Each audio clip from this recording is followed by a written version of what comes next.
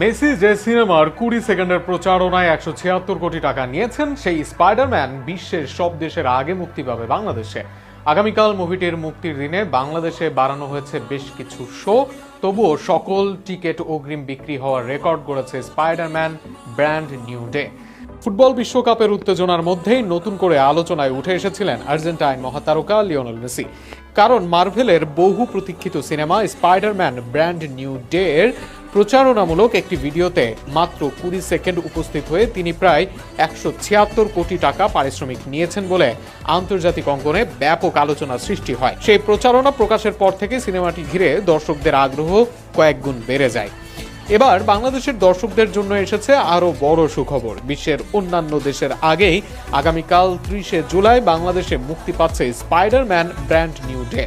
আন্তর্জাতিক সূচি অনুযায়ী বিশ্বের বেশিরভাগ দেশে সিনেমাটি আনুষ্ঠানিক মুক্তি